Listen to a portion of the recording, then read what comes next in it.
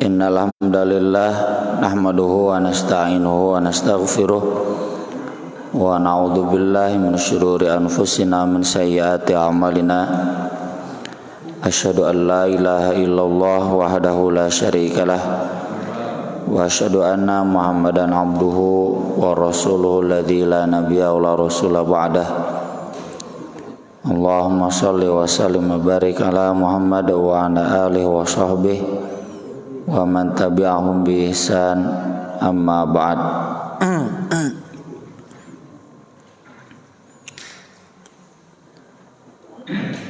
An Hanzalata al-Usayyidi wa kana min kuttabi Rasulillah sallallahu alaihi wasallam. Dari Hanzalah al-Usaidi radhiyallahu an, beliau salah seorang sekretaris Rasulullah sallallahu alaihi wasallam. Kalau sekarang staf setnek ya, jumlahnya kurang lebih ada 70 orang. Tugas utama mereka menulis Al-Quran. Selain menulis surat-surat penting Rasulullah sallallahu alaihi wasallam yang ditujukan ke berbagai negara, kerajaan, atau surat-surat penting Rasulullah sallallahu alaihi wasallam yang mencatat zakat, hukum perundang-undangan, hudud, hukum pidana, hukum perdata, itu ditulis oleh para sekretaris Rasulullah sallallahu alaihi wasallam. Selain tentunya juga hadis-hadis Rasulullah, meski tidak banyak karena Rasul melarangnya, takut bercampur dengan Al-Quran. Dia menceritakan, laqiyani Abu Bakrin, Abu Bakar menemuiku, faqala kaifa anta ya Hanzalah, apa kabar wahai Hanzalah, bagaimana kabarmu, sehat gitu. Betapa terkejutnya Abu Bakar, ternyata Hanzalah menjawab, nafaqo Hanzalah, Hanzalah munafik gitu. Qala subhanallah ma taqul, Abu Bakar terkejut, subhanallah, apa yang kamu katakan? Masa seorang sekretaris Rasulullah munafik? Qultu, lalu kata Hanzalah, takunu inda Rasulillah sallallahu alaihi wasallam yudzakiruna bin nar wal jannah. Iya, nakunu, kita kalau sedang berada bersama Rasulullah sallallahu alaihi wasallam, yudzakiruna, beliau mengingatkan kita, bin nar wal jannah, neraka, surga, hatta ka'anna ru'ya ainin, hingga seolah-olah kita melihatnya di depan mata kita. Nah, itu hebatnya Nabi ya, orator ulung yang tiada tandingannya. Beliau itu kan di hadis-hadis tentang khutbah Jumat, kalau khutbah itu ibarat komandan perang yang sedang menyemangati pasukannya, maju siaga, kan mal mungkin aya anu leuleus ya. Komandan perang itu keras, siga komandan upacara bendera siap kruk. Dan Nabi itu kalau ceramah itu begitu, sehingga sahabat itu terbawa ya emosinya. Kalau menjelaskan surga dan neraka, seakan-akan surga dan neraka itu ada di hadapan. Tapi cenah katanya, fa idza kharajna min indi Rasulillah sallallahu alaihi wasallam, kalau kita keluar dari sisi Rasulullah sallallahu alaihi wasallam, kita pulang, fasnal azwaj, wal aulad wadai'at fanasina katsiran. Kita bersenang-senang dengan azwaj, istri, wal aulad, anak-anak, wadai'at, kesibukan dunia. Fanasina katsiran, kita melupakannya sama sekali. Sieun surga neraka teh keur di masjid we gitu. Pulang mah ke rumah, can biasa we jeung istri, aya incu ngasuh incu. Lupa lagi surga dan neraka itu. Apalagi ngurus pekerjaan, pulang ke pabrik, datang ke kantor, leungit teh sudah dijelasin ku ustad teh. Qala Abu Bakrin, ternyata Abu Bakar pun juga berkata, fa wallahi inna lanalqa mithla hadza. Demi Allah, iya sama. Saya pun merasakan seperti itu. Kenapa ya? Kita kalau sedang di masjid, kok mau ke i'tikaf mah, total nggak berpikir dunia. Lebaran gitu kepikiran, tanggal sabaraha teka pikiran. Kecuali yang i'tikafnya tidak khusyuk. Menghitung lebaran we anger. Udah tanggal berapa ya, cenah geus teu kuat yang keluar. Kalau yang khusyuk total udah putus dengan kesibukan dunia, dengan keluarga. Ada keluarga menjenguk udah.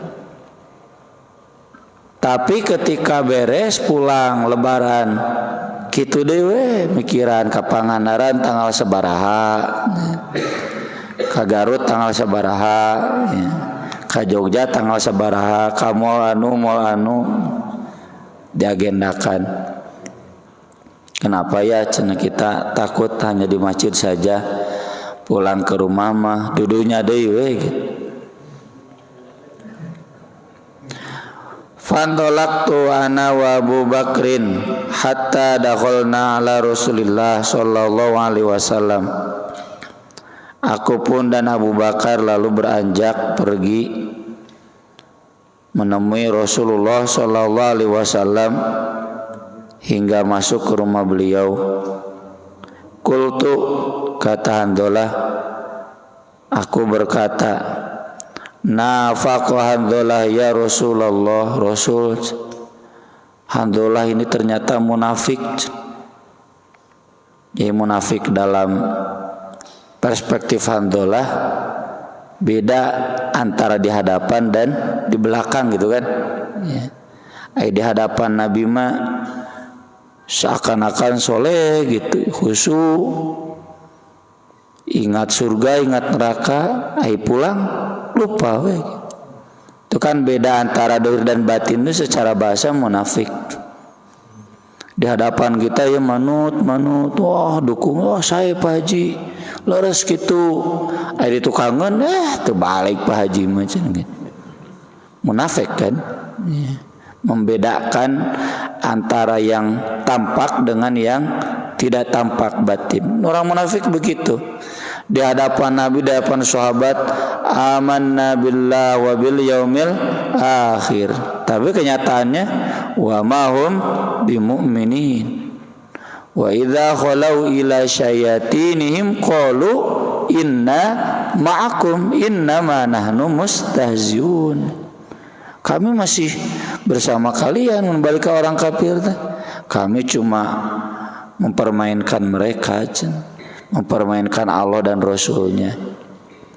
Tuh munafik tuh begitu, beda antara di hadapan dan di belakang. Saya munafik Rasul. Faqala Rasulullah sallallahu alaihi wasallam, wa madzaka? Emang kenapa begitu kamu merasa munafik? Qultu ya Rasulullah, nakunu indaka tudzakiruna bin nar wal jannah. Ketika kami berada di dekat Anda, di majelis Anda mengingatkan kami neraka, surga, hatta ka'anna ra'ya ainin, hingga seakan-akan surga neraka itu ada di hadapan kita. Fa idza kharajna min indik, tapi ketika kita keluar dari majelis Anda, dari masjid, afasnal azwaj wal aulad wadai'at nasina katsiran. Kami bersenang-senang dengan istri, dengan anak, dengan kesibukan-kesibukan dunia, ya. Urusan kantor, urusan pasar, ya. Urusan di RT, di RW, wah. Kami pun kemudian lupa lagi. Faqala Rasulullah sallallahu alaihi wasallam, ternyata Rasulullah sallallahu alaihi wasallam memberikan jawaban, walladzi nafsi biyadihi, demi Allah, in sungguh, lau tadumun, seandainya kalian dawam, ya tadawum. Dawam itu kan selalu, senantiasa, terus menerus, tidak ada putusnya. Ala ma takununa indi, dalam keadaan seperti kalian bersama aku. Pulang ke rumah tetap ingat surga, ingat neraka, maksudnya tetap ingat ajaran agama. Datang ke kantor tetap merasa diawasi oleh Allah, ya, selalu ingat surga, neraka, balasan Allah, siksa Allah. Datang ke pasar begitu, muka HP gitu, ya, kok muka HP mah ban, poho ya, segala ditinggali. Ketika nyetel televisi begitu, wa fi dzikri, dan senantiasa ada dalam zikir, la safahatkumul malaikatu ala furushikum wa fi turukikum, pasti malaikat akan bersalaman dengan kalian di tempat-tempat tidur kalian, di jalan-jalan kalian. Apa maksud bersalaman itu? Maksudnya menemani terus. Kalau malaikat menemani kita, malaikat itu hafadzah, menjaga kita, menjaga iman kita, menjaga fisik kita, hafadzah, sampai datang ajalum musamma. Udah datang ajalum musamma mah, ya nggak dijaga lagi, kita dipanggil oleh Allah. Termasuk yang paling penting menjaga keimanan. Ini kita nggak bisa, iman sendiri itu nggak bisa, ya. Nggak mungkin kata Nabi ada seseorang yang masuk surga dengan amal sendiri, nggak mungkin. Pasti dengan rahmat Allah. Salah satu rahmat Allah itu adalah adanya malaikat yang membisikkan kebaikan, mengawal kita. Selain rahmat-rahmat yang lain yang pernah kita bahas, diturunkannya Nabi, ya, adanya Al-Quran. Mana ada pemeluk agama lain yang punya kitab seperti Al-Quran? Mustahil. Yang punya pedoman ajaran asli wahyu Allah. Ada saudara tua kita nu dalurhaka, nu doraka, Yahudi, Kristen, udah hilang kitabnya, kehilangan jejak mana yang aslinya. Mereka sendiri, apalagi yang Yahudi, nggak bisa bacanya, karena baca Torah itu sama dengan baca Quran. Kalau nggak ada harokat, nggak ada titik, nggak bisa dibaca, kecuali ada riwayat. Dulu itu saya masih ada file-filenya. Atau kalau bapak-bapak jalan-jalan ke IIUM, ya, di Malaysia, itu kan pas masuk itu mushaf Quran dari berbagai dunia, dari berbagai abad ada. Meski nggak komplit tentunya, lebih komplit lah dibanding mushaf Al-Quran di Taman Mini. Kalau di Taman Mini kan mushaf Al-Quran Indonesia saja. Aslinya, ya, yang namanya Quran, yang namanya kitab itu nggak ada titik, nggak ada harokat. Makanya dalam baca kitab itu selalu ada mukhaffafah, musyaddadah.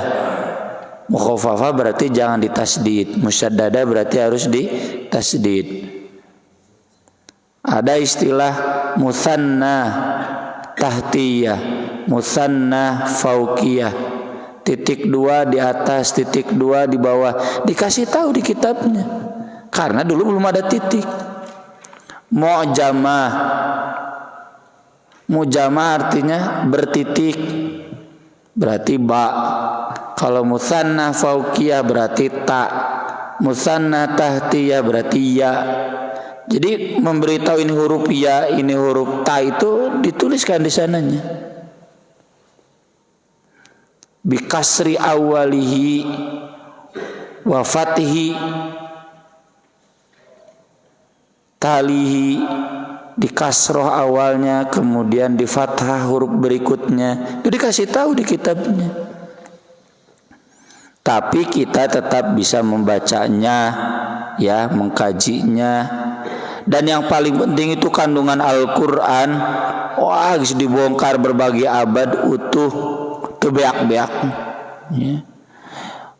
Jutaan ilmuwan mengkaji Al-Quran dalam perspektif keilmuan, itu beak-beak.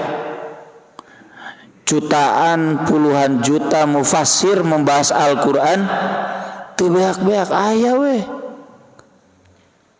Sugan dengan adanya Hamka dulu sudah selesai Quran. Ayah Pak Quraisyihab, ya, menjelaskan Quran ada lagi. Apakah dengan adanya tafsir Pak Quraisyihab berarti selesai Quran? Mungkin nanti ada mufassir lain yang menambahkan lagi. Hebatnya Quran. Mana mungkin kita bisa beriman kalau nggak ada Quran? Quran Nabi ti Allah, ya. Selain tadi malaikat, belum lagi anugerah keimanan, ya. Yang itu yang langka. Coknya bapak-bapak yang dinas di pasar, di perkantoran, lihat kanan kiri. Buah itu mah tara sholatnya, tara zakat, tara puasa Ramadan, memperkaya diri weh, nya katemong ti anak istrina mararewah, nya selebgram cenah pajargeun teh. Pugu teh duit di mana, di siluman, selebgram naon. Kita alhamdulillah bisa ngaji, ya. Teman-teman bapak-bapak di kantor, di pasar, di pekerjaan mungkin nutu bisa ngaji-ngaji acan. Itu misteri, itu yang namanya anugerah keimanan hidayah, itu misteri. Allah yang tahu. Nah, yang salah satunya yang tadi saya singgung ini malaikat. Karena kata Allah di dalam ayat yang lain di surat Az-Zukhruf, wa man a'rada an dzikri nuqayyid lahu syaitanan fahuwa lahu qarin. Siapa yang jauh dari zikir kepadaku, kami akan kirimkan buat dia syaitanan, setan. Fahuwa lahu qarin. Setan itu akan jadi qarin, nempel qarin teh ka mana-mana maturan. Akibatnya wa innahum la yasuddunahum anis sabil. Setan itu akan selalu menghalang-halangi dari jalan Allah. Wa yahsabuna annahum muhtadun, dan manusia selalu mengira bahwa mereka itu benar. Wah, idoraka pisan. Duka kunaon mundek ngaji teh barurat wae ai lalajo Persib najan eleh wae ge hayang lalajo. Bukan nggak boleh lajo Persib dah, Persib tenu aing banyak. Tapi seimbang. Atau duka kunaon ai lajo Persib batara nunutan ai pangajian khutbah Jumat da moal setengah jam khutbah Jumat, setengah jam dipecat ku ketua DKM. Ya, panjang teh. Paling 15 menit, 20 menit, meni hese bunta teh. Setan teh berarti. Ada setan menemani. Kenapa ya cenai mendengar lantunan Quran teka rasa nikmat kan wate ngadenge dangdut meni nikmat itu aya setan dina hate Bapak. Jadi maksud malaikat menyelami kalian di tempat tidur, di jalan, maksudnya menemani selalu kemana-mana, dan itu pentingnya memasukkan energi positif, ya. Kata Nabi kan, likulli bani Adam lammatan. Setiap manusia itu punya dua bisikan. Lammatun minal malaikah wa lammatun minas syaiton. Ada bisikan dari setan, ada bisikan dari malaikat. Nya memang moal ka kuping dina cepil urang Pak. Ngan kabuktiana pangajian bentrok jeung Persib tah karasadna teh nya. Ngaji ulah tah teh malaikat jeung setan teh keur bertarung dina hate urang. Ngaji ulah ngaji engke aya deui padahal Persib ge engke aya deui. Tuh pertarungan itu. Nah, kalau kita senantiasa dalam zikir itu hilang tuh lamatus syaitan itu, yang adanya malaikat. Walakin ya handolah, tapi handolah sa'atan wa sa'atan wa sa'atan sampai 3 kali. Sekali-kali dan sekali-kali tidak apa-apa. Ini rukhsah ya dari Nabi SAW bahwa sesekali boleh kita menikmati dunia, menikmati kebersamaan dengan istri, dengan anak, dengan cucu, menikmati pekerjaan, ya, karir, silakan. Tapi tetap kembali ke dzikir. Itulah kenapa umat Islam punya kewajiban sholat 5 waktu. Bahkan idealnya 7 waktu, ditambah sholat duha dan ditambah sholat malam. Saya sering bilang sholat duha itu dijadikan kebutuhan. Ngarah teu kosong teuing setengah poe teh. Duhur ka magrib aya asar. Selang ta duha teh tong ieu teuing, tapi memang enggak wajib karena itu waktu bekerja.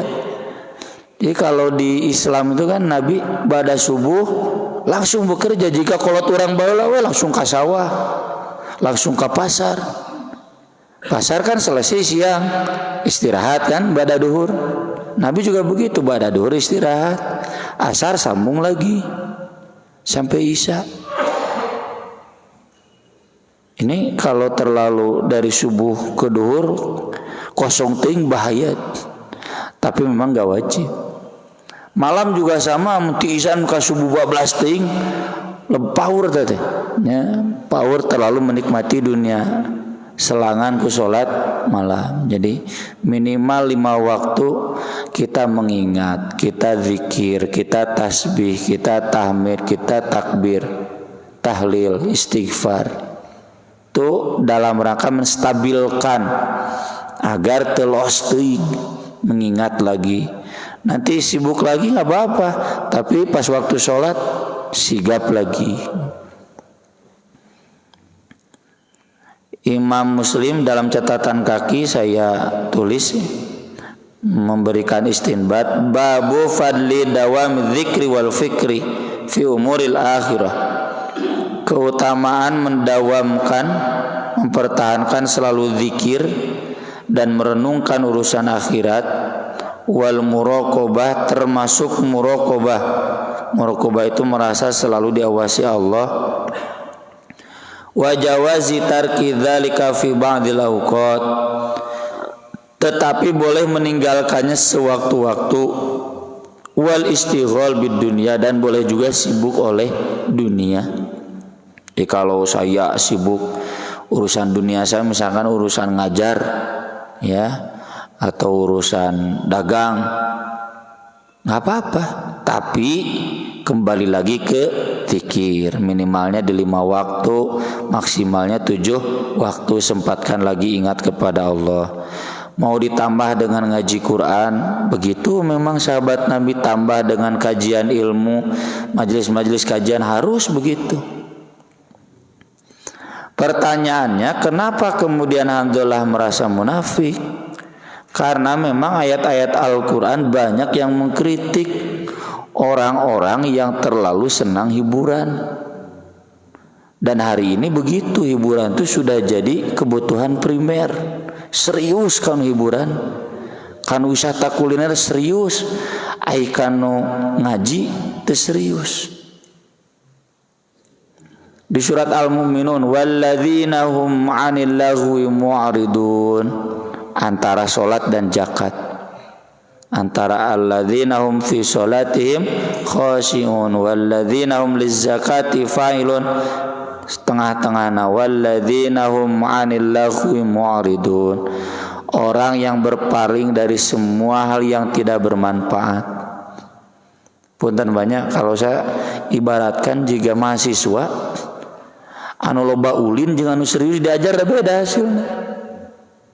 Tapi nu serius belajar itu bukan berarti tara ulin, kali-kali lah. Apalagi di masa libur mahasiswa teh lumayan 2 bulan. Tapi lah budak tuh loba ulin ada moal balik.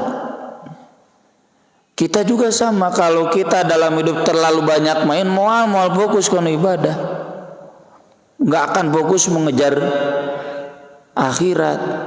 Makanya kita harus fokus. Sesekali main boleh. Ini yang terjadi terbalik. Fokusnya main, sesekali nikah mun anu maot kakara inget Jumatan. Salat 5 waktu beras eueuh ka masjidna. Kewe ka masjid teh Jumatan, mun anu kawin, mun anu maot gitu. Ustad teh jadi pria panggilan. Kalau dibutuhkannya sesekali. Jadi ingat ke Allah itu sesekali, nu pokona ulin. Padahal harusnya yang pokoknya zikir sesekali. Nah, boleh hiburan. Ini kita yang mana? Di surat Al-Furqan sama. Walladzina idza dzukkiru biayati rabbihim lam yakhirru 'ala summaw wa umyana. Mereka kalau diingatkan dengan ayat Allah tidak tuli, tidak buta. Kenapa? Karena kalau datang lahu kepada mereka mu'ridun, ya. Mereka kemudian menjauh, jaga jarak. Bukan berarti enggak boleh sama sekali. Sesekali boleh. Orang-orang yang hidupnya terlalu banyak hiburan, itu yang disebut di surat Al-Ahqaf, azhabtum tayyibatikum fi hayatikumud dunya wastamta'tum biha falyawma tujzauna 'adzabal hun bima kuntum tastakbiruna fil ard wa bima kuntum tafsukun. Kamu sudah menghabiskan tayyibatikum, kesenangan hidup kamu, fil hayati dunia, di kehidupan dunia, menipol teuing mobil yang nu alus pisan, darah yang nu ngeunah pisan, sare mun di hotel yang nu mahal pisan. Selalu begitu. Wastamta'tum biha, kalian terlalu banyak senang-senang, mewah. Falyauma tujzauna 'adzabal hun, hari ini kalian dibalas dengan siksaan yang menghinakan. Bima kuntum tastakbiruna fil ard, karena kalian takabur di dunia. Wa bima kuntum tafsukun, dan kalian fasik. Ini harus diubah. Mengapa pengajian jadi sesekali, bukan yang utama? Kenapa ke masjid sekali? Mun keur loba hutangnya, loba masalah di kantor, ingat ke masjid. Persis pisan artis. Da contohna artis, ingat ke masjid teh mun kitu. Sehari-harinya mah blas we. Enggak ada agenda pengajian, enggak ada sholat berjamaah ke masjid. Itu memang sifat orang munafik yang kelirunya handolah. Dia merasa kalau begitu seperti munafik, padahal enggak, kalau sesekali boleh. Nah, yang paling penting disinilah kehebatannya para sahabat. Ciri orang beriman itu memang ada ketakutan munafik. Bapak takut munafik? Tidak. Saya takut munafik? Tidak. Kalau takut berarti iman. Lamun jong-jong we, saya iman di surga entah nu kitu nanti iman deh. Ada ketakutan, ada kekhawatiran, tapi ketakutan itu tidak kemudian menjadi stres. Kan seimbang dengan roja, dengan positif, ya. Ya, ibarat kita mau mewujudkan satu program, kekhawatiran harus ada sebagai kehati-hatian, ya. Tapi kita juga positif. Ya seperti kita bawa kendaraan, motor, mobil. Wah, lamun kasihan mau bisa-bisa. Bisa ya ada ustad naik motor lagi itu bisa. Pulang pergi almarhum diantar ke anaknya. Siun sini gitu. Mobil punya, motor punya. Percuma. Tuh bisa numpakan nama gitu. Ku motor diantarkan, berangkat diantarin ku anaknya, pulang diantarkan. Muntu ayah ngadaguan, namanya Gojek dulu belum ada Gojek. Sampai ketika anaknya ngajar di madrasah pun, kemana? Izin saya nggak jemput si bapak, lebih kaki gitu. Karena terlalu besar takutnya, nggak ada positifnya. Orang positif tuh nyupiran, wah segala ditubruk kata. Tetap ada hati-hatinya. Imam Bukhari menulis babu khaufil mu'min min an yahbatu amaluhu wa huwa la yash'ur. Ketakutan seorang mukmin amalnya hancur tanpa ia sadari. Hadis-hadis yang begini itu dikomentarinya begitu oleh Imam Bukhari. Wa qala Ibrahim At-Taimi, Ibrahim At-Taimi ini ulama tabi'in berkata, ma'aratu qawli ala amali, tidaklah aku bandingkan perkataanku dengan amalku, illa khosyitu an akuna mukadziban, kecuali karena aku takut menjadi seorang pendusta. Jadi dalam zikir, ini dia dalam zikir itu diingat-ingat saya ngomong apa saja, lalu bagaimana amal saja saya gitu. Itu sahabat tuh begitu. Hari ini amal saya bagaimana, sudah sesuai dengan yang saya omongkan tidak? Bisi, waduh, munafik. Apalagi mubalik. Tadi saya menjelaskan apa, lalu amal saya bagaimana? Wa qala Ibnu Abi Mulaika, Ibnu Abi Mulaika berkata, adraktu salasin. Ini juga sahabat tabi'in. Aku pernah bertemu dengan 30 orang min ashabin Nabi sallallahu alaihi wasallam, para sahabat Nabi. Pernah sejaman dengan 30 sahabat Nabi. Kulluhum yakhafun nifaq ala nafsihi, semuanya merasakan ketakutan adanya kemunafikan dalam dirinya. Ma minhum ahadun yaqul innahu ala imani Jibril wa Mikail. Tidak ada seorang pun dari mereka yang mengatakan bahwa keimanan mereka sudah selevel Jibril dan Mikail, enggak ada. Wa yuzkaru anil Hasan, dan diriwayatkan dari Al Hasan Al Basri, ma khafahu illa mu'min wala aminahu illa munafik. Tidak ada yang merasa cemas dengannya kecuali seorang mukmin, yang tadi saya katakan, dan tidak ada yang merasa aman darinya kecuali orang munafik. Nauzubillahi min dzalik. Aqulu qouli hadza wa astaghfirullah li wa lakum. Subhanakallahumma bihamdik asyhadu an la ilaha illa anta astaghfiruka wa atubu ilaik. Wassalatu wassalamu ala Rasulillah. Wassalamu alaikum warahmatullahi wabarakatuh.